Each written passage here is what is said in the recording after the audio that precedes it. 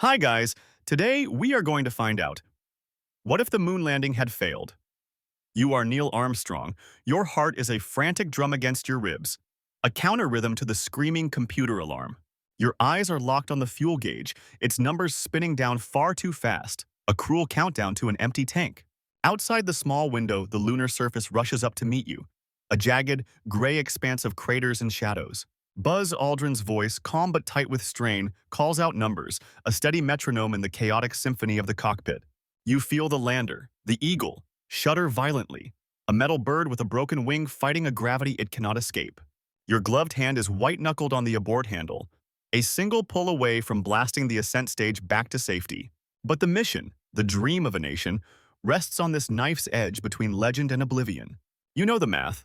There is no margin for error, no second chance on this airless rock a 250,000 miles from home. So, before you get comfortable, take a moment to like the video and subscribe, but only if you genuinely enjoy what I do here. I'd love to know where in the world you are right now, so drop a comment with your location and local time. Now, sit back and let's dive into today's alternate journey together. The master alarm is a relentless shriek in your helmet. You are descending too fast, the trajectory is too steep, and the landing site is a field of boulders. You fight the stick, your muscles burning with the strain, trying to coax the sputtering engine for just a few more seconds of thrust. A shadow deeper than the others flashes beneath you, a monstrous crater you were meant to avoid. Your training screams at you to override, to find a new spot, but the fuel is gone, the time is gone. The lander's leg brushes against something unseen, a sharp, jarring impact that echoes through the frame. It's not a landing, it's a stumble, a trip over an unseen obstacle on a world with no atmosphere to cushion a fall. The primary engine bell, the very thing meant to save you, grinds against a razor-sharp shard of lunar basalt. Metal screams in protest, a sound you feel through your boots more than hear in the vacuum. A catastrophic rupture tears open the delicate machinery, venting your precious remaining fuel into the void. The last vestiges of controlled thrust vanish, replaced by a sickening lateral lurch. You are no longer piloting. You are a passenger in a falling can, tossed sideways towards the ground. The numbers Buzz is reading out become meaningless, just a funeral dirge for a dream. The horizon line in the window spins wildly, a dizzying carousel of gray rock and black sky. The abort handle is a cruel joke now. Firing the ascent stage would only blast you into a hillside. You are committed, a prisoner of momentum and gravity, on a one-way trip to the surface. Buzz's voice cuts through the chaos, a final calm transmission. We're in trouble. Then, impact. A deafening metallic shriek that consumes the universe. Your body is thrown against your harness, the straps digging deep, stealing the air from your lungs. The world dissolves into a violent, shuddering cacophony of twisting metal and shattering glass. The lander doesn't settle. It collapses, one leg buckling under the force, tipping the entire structure. You come to a rest at a sickening angle, the window now filled with nothing but gray, powdery soil. A new, terrifying sound replaces the roar, the hiss of escaping oxygen, a serpent's whisper in the silence. Red warning lights, once just part of the cockpit's landscape, now pulse with urgent, malevolent life. You taste blood in your mouth from a bitten lip, copper and sharp amidst the sterile, canned air. The initial shock recedes, replaced by a cold, creeping dread that starts in your gut and spreads outwards. The violent shaking ceases, leaving behind an unnatural, absolute stillness that is somehow louder than the crash. Dust, kicked up by the impact, floats lazily in the cabin, catching the light like tiny, slow-motion stars. You unbuckle your harness with trembling hands, your body aching from the brutal deceleration. A quick, trained glance at the main console reveals a nightmare of red lights and failing systems. Communications are dead, not just silent, but physically severed, a fact confirmed by a severed wire bundle. Life support is critically damaged. The hissing is your oxygen bleeding into the lunar vacuum. You look at Buzz, his face pale under his helmet visor, a mirror of your own shock and dawning horror. There are no words. The mission is over. The new mission is survival, and the clock is already ticking. You both move with a slow, deliberate care, afraid that any sudden movement might finish the job. The checklist for this scenario doesn't exist. You are writing it in real time with no hope of a rewrite. The reality sinks in, cold and heavy. No one is coming. There is no rescue possible from 250,000 miles away. You are alone, truly alone, in the most profound sense the word has ever held. On Earth, 1 billion people stare at their television screens, the live feed from the moon frozen on a single static-filled frame. The cheerful commentary from the news anchors dies in their throats, replaced by a confused, then horrified silence. In mission control, the triumphant atmosphere shatters. The rows of consoles become a tableau of frozen postures. A flight controller's voice, usually calm, cracks as he reports, We've lost telemetry. The word lost hangs in the air, heavy with a new, terrible meaning beyond mere data. For a long minute, no one moves, hoping against hope for a signal, a beep, anything to break the silence. The public affairs officer, whose job was to narrate triumph, now has no words for a live, global audience. The camera cuts to a view of the empty, static-filled gray screen, a void more terrifying than any image. In living rooms across America, families sit in stunned silence, their patriotic celebration turned to ash. A child tugs on her mother's sleeve, asking, "What happened to the astronauts, Mommy?" and receives no answer.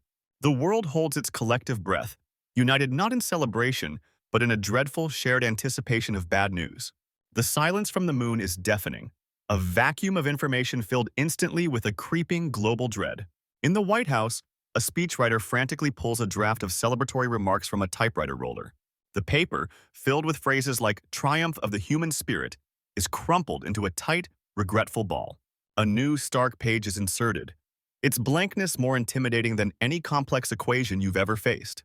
The president stares out the window, his reflection superimposed over the gardens below, his face grave. He must now find words for the unimaginable, to give voice to a nation's shock and a world's grief. There is no precedent for this. He is drafting a eulogy for living men, a speech for a funeral happening in real time. The mood in the room is funereal, a sharp, painful contrast to the anticipated popping of champagne corks. Advisors speak in hushed, urgent tones, their language shifting from victory laps to damage control. The focus is no longer on the moon, but on the families in Houston, on a nation staring at its televisions in disbelief. The American flag, ready to be proudly displayed, now seems like a painfully ironic prop waiting in the wings. You, the viewer, are no longer witnessing history. You are witnessing the unraveling of a national dream. The collective hope of a decade is extinguished not with a bang, but with the silent, terrible void of static. Back in the crippled Eagle, you and Buzz work with a grim, silent efficiency, a macabre parody of your training. Your world has shrunk to this tilted cabin, the hiss of oxygen, and the cold numbers on the failing gauges.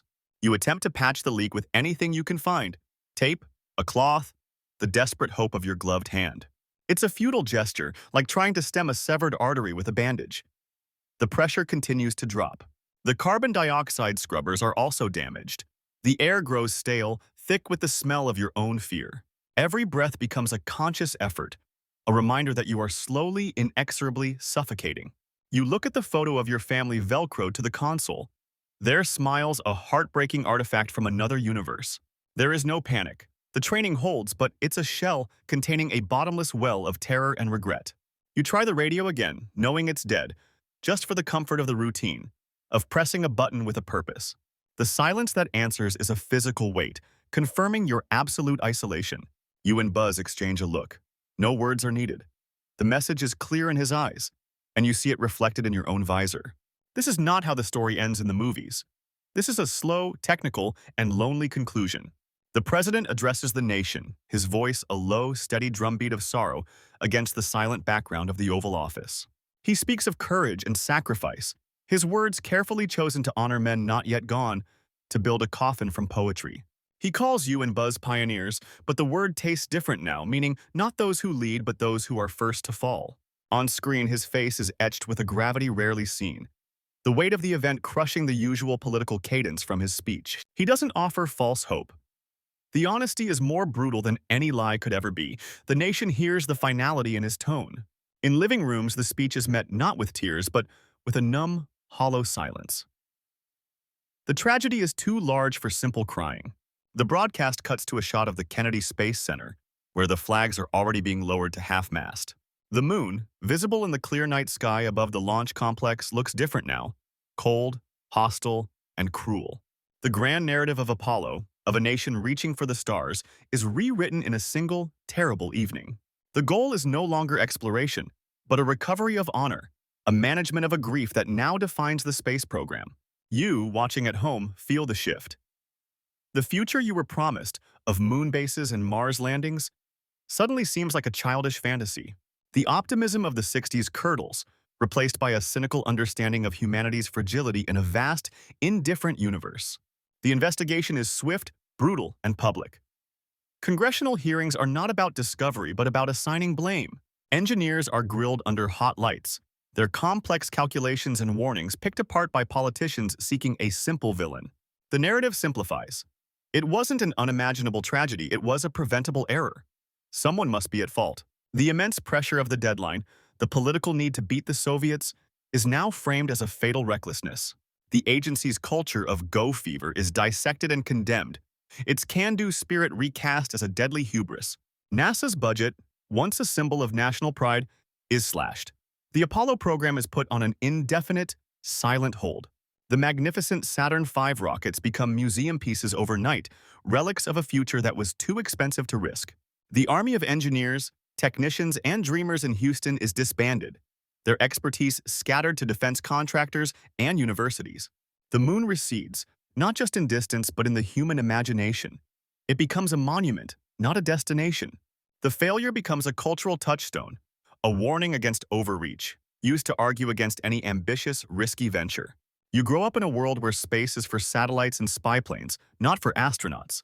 The stars are for looking at, not reaching. The phrase, "if we can put a man on the moon," never enters the lexicon. The collective "we" failed, and the doubt remains. The 1970s unfold not as a decade of lunar bases, but of earthly concerns, oil crises, inflation, and political disillusionment. The boundless optimism of the 60s is a distant memory, replaced by a pragmatic, inward-looking national mood. NASA survives, but as a shadow of its former self, focused on low Earth orbit with the utilitarian Space Shuttle program. The shuttle is presented not as a vessel of exploration, but as a space truck, a reusable vehicle for satellites and science experiments. The romance is gone. Spaceflight becomes routine, technical, and barely noticed by the public unless something goes wrong. The Soviets, too, lose their appetite. Their own lunar program is quietly shelved, the cosmic race ending not with a flag, but a whimper. The concept of a united humanity looking outward together fades, replaced by the old terrestrial divisions of the Cold War. You come of age in this quieter world where the final frontier is considered too dangerous, too expensive, too vain to pursue. The iconic image of Earthrise, which once inspired a global consciousness, is just a pretty picture in a history book. The technological spin-offs from Apollo, miniaturization, new materials, still happen, but slower, without the urgent catalyst of a moonshot. Your computer is bulkier, your phone remains firmly attached to a wall, the pace of innovation a gentle stroll, not a sprint. The sky is no longer a frontier. It's a ceiling, and everyone learns to keep their dreams safely beneath it. The cultural artifacts of this timeline are different. There is no Star Wars saga, no epic space operas capturing the public's imagination. Science fiction turns inward, dystopian, or stays firmly on Earth, reflecting the new mood of caution and limitation. The great allegory of exploration and hope is gone.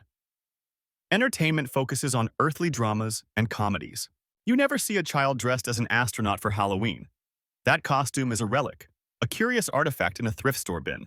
The phrase "space cowboy" doesn't exist.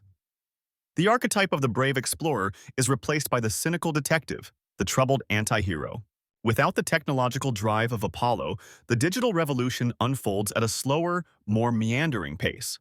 The internet arrives later, clunkier, a tool for academics and the military, not a global web connecting humanity. You navigate a world with less integrated technology, where the promise of a computer in every home is a distant, futuristic concept. The collective sense of achievement, of pulling together to do the impossible, is absent from the national psyche. The moon landing failure becomes the ultimate cautionary tale, used to shut down big ideas with a simple, "Remember what happened last time?" Ambition itself becomes suspect, viewed not as a virtue, but as a dangerous character flaw, a potential prelude to tragic hubris. You learn to keep your dreams small, manageable, and terrestrial. The sky is the limit, and that's exactly where the limit is set. The decades turn. The 21st century arrives, but it lacks the futuristic sheen once promised by Jetson-style cartoons. You look up at the moon on a clear night. It's just a rock in the sky, a silent tomb for two of your country's best. There are no lunar colonies, no footprints preserved under plexiglass domes as tourist attractions. The Sea of Tranquility is just tranquil. The idea of a mission to Mars is the stuff of fringe enthusiasts and bad science fiction movies, not a serious goal of nations. Space exploration is a joint, cautious affair between governments, focused on incremental orbital science, not grand human adventure. The night sky is not a map of future conquests. It's a beautiful, untouched, and utterly unreachable painting. The loss of Apollo is a quiet, persistent ache in the spirit of the nation, a what-if that is too painful to fully articulate. The technological world you inhabit is advanced, but in a different direction. More grounded, more efficient, less visionary. Innovation is about refining what exists, not about creating the radically new. The paradigm shift never happens. You live in a more pragmatic, perhaps more cynical world, where the greatest achievements are behind you, not ahead.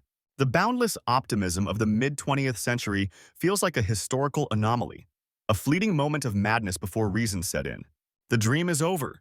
The reality is comfortable, safe, and earthbound. And part of you will always wonder what was lost. The story of Apollo 11 is taught in schools as a tragedy, a lesson in the limits of ambition and the high cost of failure. Armstrong and Aldrin are remembered not for a quote about steps, but for their silence, their final, unrecorded moments. Their legacy is one of caution, not inspiration. They are the reason we look before we leap, endlessly, forever. The Space Shuttle program continues its utilitarian missions, a bus service to nowhere in particular, watched by no one. Occasionally, a probe is sent to Mars or beyond, but it's a scientific exercise devoid of the human drama that captures hearts. The public's appetite for space is satisfied by telescopes and robotic rovers, eyes and hands without a heart or a mind. The idea of humans on another world becomes abstract, almost silly, like something from a discarded future that never was. You live a good life.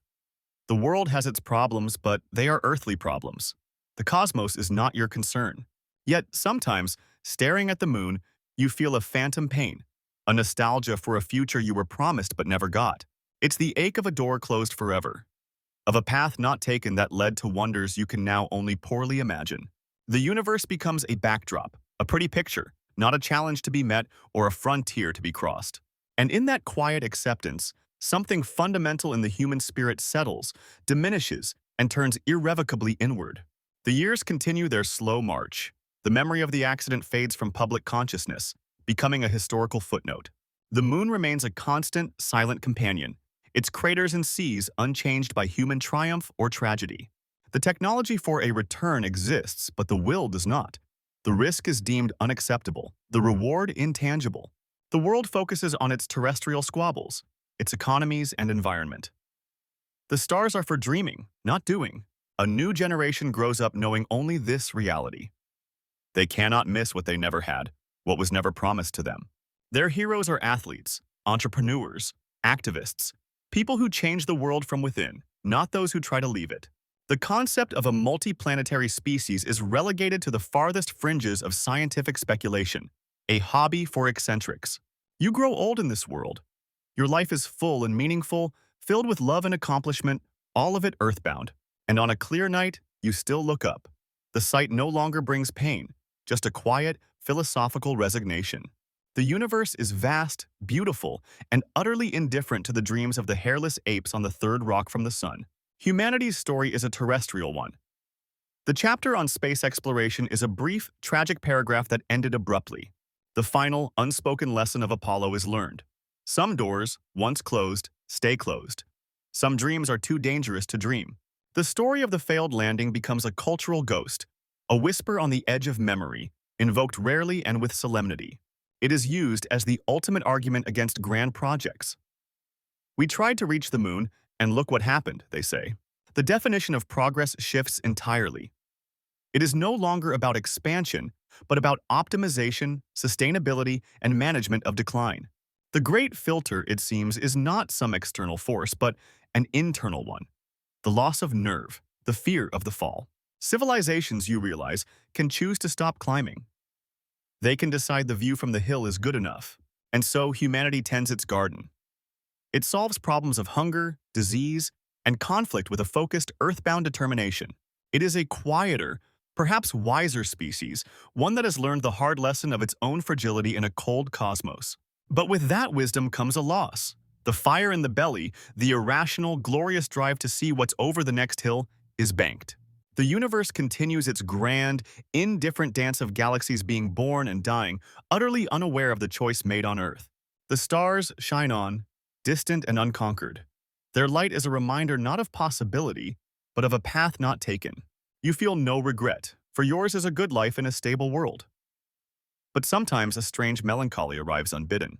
It is the feeling that the story of humanity is a smaller story than it was meant to be, a tale told safely within familiar walls. The memory of the moon landing is now a sepia-toned photograph in a dusty album, a story grandparents tell with a sigh. The world has moved on, its challenges and triumphs all played out on the stage of Earth, under the familiar blue sky. The great spacefaring nations turned their budgets to other things: social programs, infrastructure, climate adaptation. The very concept of a space race feels archaic, a peculiar relic of a more naive and reckless time. You live out your days in this quieter reality. It is not a bad world, it is a careful one, a managed one. The human spirit, once aimed at the stars, now excels in making the most of its earthly confines. Art, literature, and music flourish, but their themes are of human connection, of nature, of the interior self, not of cosmic voyage. The heroes of this age are those who heal, who build, who teach. Their achievements profound, but their scope deliberately local. The telescope and the microscope become the primary instruments of discovery, one looking infinitely out, the other infinitely in. Both reveal vast, complex worlds, but only one is considered within humanity's rightful domain to ever truly know. The choice to stay home is so complete, so ingrained, that it is no longer seen as a choice, but as simple common sense. And as the last of those who remember the ambition of Apollo pass on, the dream finally, completely, dies with them. The end of the spacefaring dream is not marked by a cataclysm, but by a sigh, a gentle letting go of a collective ambition. The infrastructure of hope, the launch pads, the vehicle assembly buildings, is repurposed or left to the slow decay of the Florida salt air. They become monuments to a different kind of history, not of achievement, but of a cautionary tale about the perils of overreach. The world you inhabit is secure, its boundaries well-defined and its risks meticulously calculated and managed. Progress is measured in percentages of efficiency gained, in marginal reductions of suffering, in the steady hum of stability. It is a mature civilization, one that has chosen safety and sustainability over the exhilarating terror of the unknown. You cannot miss the stars, for you never knew them as anything but distant points of light, beautiful and utterly irrelevant. The human story becomes a deeply, exclusively terrestrial novel, its plot lines concerned solely with life on this single world. The cosmos, in its infinite majesty, is reduced to a spectacle, a hobby for astronomers, a backdrop for poetry. It is no longer a frontier, but a painting on a ceiling, admired from the comfort of a sofa but never touched. The silence from the moon is now complete, not just of radio waves, but of human aspiration. The sky is empty of dreams. And in that silence, a chapter of the human spirit concludes, not with a bang, but with the soft click of a door closing forever. The final silence is not one of defeat, but of acceptance. The human adventure continues, its scope forever altered. We are a species that looked into the abyss, saw the cost of failure, and consciously decided to step back from the edge. Our legacy is one of prudence. We are the ones who chose the surety of our cradle over the dizzying gamble of the stars. The moon remains, as it always was, a silent witness. It does not judge our choice. It simply is, remote and complete in itself. The story of Apollo is a ghost in our machine, a whisper of a road not taken that subtly shapes every cautious decision we make. You live in the world that choice built, safer, saner, and perhaps, in a way, smaller than it might have been. The night sky is still beautiful, but it is a beauty observed from an unbreachable distance, a painting we admire but will never enter. The human spirit, once capable of that magnificent, reckless leap, now finds its expression in other quieter forms of greatness. And so history turns. The page on space exploration is gently closed, its promise unfulfilled, its questions forever unanswered. We are earthbound, by choice. And the universe, in its infinite cold wonder, simply continues on without us. So we reach the end of our journey into a quieter, more cautious world, a timeline shaped by a single, tragic moment of silence. We explored a reality where the highest of human ambitions met the coldest of cosmic realities, and ambition lost. This path asked a profound question. Is the greatest wisdom found in reaching for the stars or in recognizing the value of the ground beneath our feet? It showed us a humanity that chose safety, that mastered its domain rather than risking it all for the next. There is a certain dignity in that choice, a maturity that perhaps our own timeline, with its relentless drive, sometimes lacks. But one cannot help but wonder about the ghost of that lost future. The technologies unborn, the perspectives ungained. The stars are still there, silent and waiting. The choice to reach for them, or not, remains the ultimate measure of a species' spirit. So I leave you with this question. In the balance between glorious risk and safe certainty, which weight holds more value for the story of us?